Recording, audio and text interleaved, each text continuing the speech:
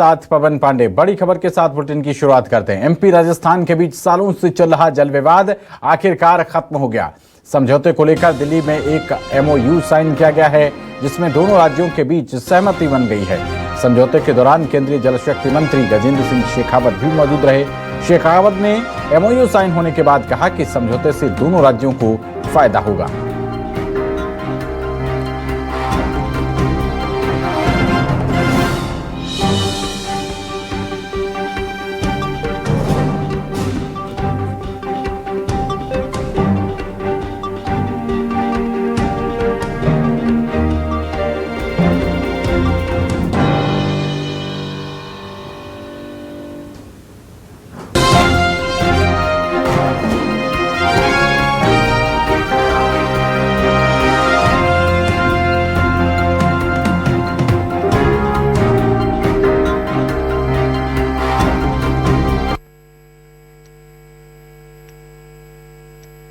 कि जो पानी की कमी वाले क्षेत्र हैं उनके लाखों लोगों के लिए एक स्वर्णिम सूर्योदय का दिन है। और भारत की सरकार जो माननीय नरेंद्र मोदी जी के नेतृत्व में ऐसे सारे विषय जो वर्षों से लंबित हैं, इनके समाधान के लिए त्वरित गति से काम कर रही भारत की सरकार के लिए भी आज एक अत्यंत सफलता से भरा हुआ दिन है। मालवा, चंबल ये अंचल तो ये बहुत कष्ट के जिले थे, जहां हम अगर मुरैना, ग्वालियर, गुना, शिवपुरी, इधर आगर, राजगढ़, उज्जैन, देवास, ये पूरा बेल्ट जो हमारा ड्राई बेल्ट था, इस बेल्ट के अंदर पानी की न केवल उपलब्धता होगी, जिससे हमारा औद्योगिकरण का भी बेल्ट नया बनेगा, बल्कि सिंचाई का बहुत बड़ा रकबा बढ़ेगा। लगभग 3 लाख हेक्टेयर से ज़्यादा ज़मीन की सिंचाई होने वाली है। हमारे सभी धार्मिक स्थान, सभी पर्यटन के केंद्र, सभी प्रकार के संस्थान विकास के लिए पश्चिमी मध्य प्रदेश के लिए ये बहुत बड़ा एक तरह से वरदान है। मैं माननीय जल शक्ति मंत्री गजेंद्र सिंह शेखावत जी का आभार मानता हूँ, जिनने बड़ी भूमिका अदा की है, और हमारे यशस्वी मुख्यमंत्री माननीय भजन लाल जी को भी मैं धन्यवाद देता हूं कि जो हमारे दोनों राज्यों के परस्पर जनता के बीच में तो बहुत उत्सुकता थी, जनता की ललक भी बहुत थी, अधिकारियों के अंदर भी इस बात की सहमति थी कि विकास के लिए पूरे देश के सभी राज्यों में परस्पर सामंजस्य होना चाहिए था। लेकिन पॉलिटिकल राजनीतिक दृष्टिकोण के कारण से कांग्रेस की सरकारों ने जो अड़ंगे लगाए गए थे, मुझे इस बात की प्रसन्नता है कि आज हमने उसका सबका समाधान कर लिया, और आने वाले लगभग 5 वर्ष से कम समय में ये योजना भलीभूत होगी। अभी तो 75,000 करोड़ की ये योजना है। उम्मीद कर रहे हैं कि भले मंत्री जी ने कहा है कि 1 लाख करोड़ भी लगेगा तो सरकार पीछे नहीं रहेगी। ये योजना का लाभ सबको निश्चित मिलने वाला। और खबर पर ज्यादा जानकारी के साथ हमारे संवाददाता शिखिल व्यवहार जुड़ रहे हैं। शिखिल, सालों से चल रहा जल विवाद जो मध्य प्रदेश और राजस्थान के बीच चल रहा था, वो सुलझा लिया गया है। दिल्ली में एक MOU साइन कर दिया गया है।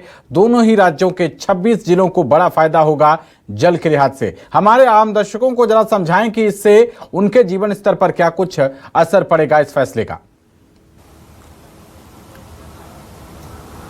सबसे बड़ी बात तो यह है कि 2005 से ही यह विवाद जारी था, और इस विवाद की अगर बातचीत की जाए तो जिस प्रकार से जो पूरी की पूरी परियोजना 2005 में तैयार की गई थी, उसमें राजस्थान सरकार का इस बात का कहना था कि मध्य प्रदेश की जो एरिया जो कि डूबत क्षेत्र में आएंगे उसके लिए किसी भी प्रकार से जिम्मेदारी नहीं होगी, बल्कि यूं कहा जाए कि केंद्र सरकार को इसके लिए सहमति की आवश्यकता नहीं है, इस बात को कहा गया था। और इसी को लेते हुए मध्य प्रदेश सरकार ने सुप्रीम कोर्ट में याचिका जो थी वो दायर की थी, और इसके बाद विवाद जो था वो शुरू हो गया। करोड़ों की परियोजना पहुंच गई, और अब कहीं जाकर इस पूरे विवाद को जो है वो पूर्ण विराम लगा है। इतना ही नहीं बल्कि देखा जाए तो जो बीते 3 महीनों से लगातार जिस प्रकार से नई सरकार बनी, उसके बाद केंद्र सरकार के हस्तक्षेप से लगातार बैठकें की जा रही थी।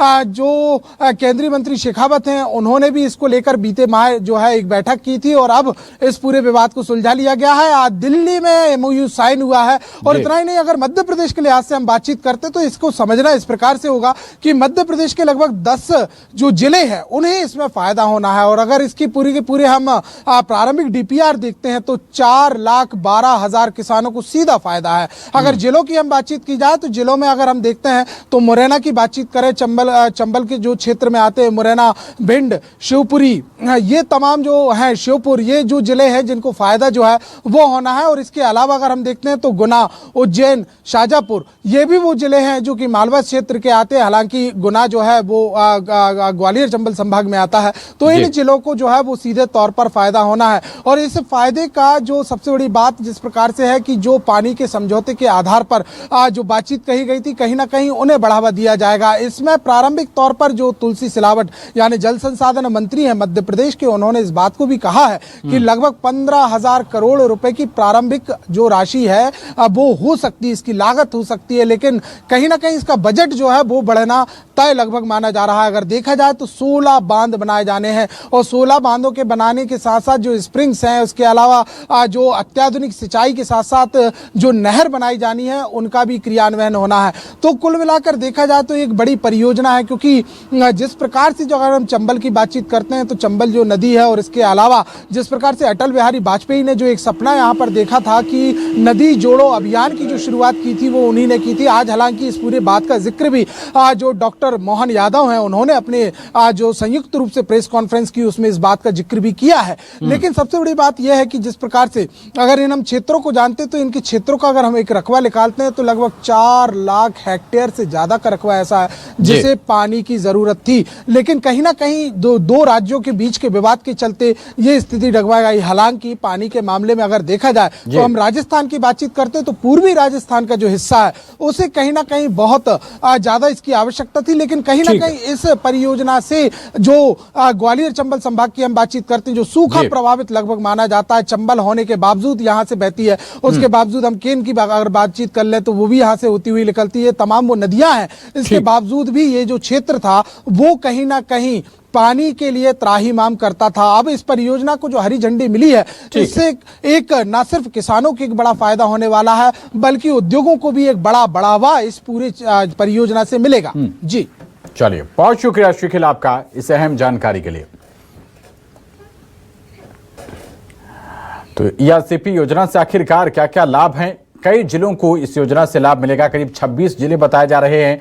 पेयजल की जरूरत पूरी होगी और औद्योगिक जरूरत में भी मदद मिलेगी, क्योंकि इंडस्ट्रीज को भी पानी चाहिए होता है। इसमें 7 डैम बनाए जाएंगे और सिंचाई का बड़ा बेल्ट खुलेगा। ऐसा क्षेत्र जहां पर पानी की कमी है और बताया जा रहा है कि ड्राई एरिया में पंजाब और हरियाणा की तरह झलक दिखाई देगी।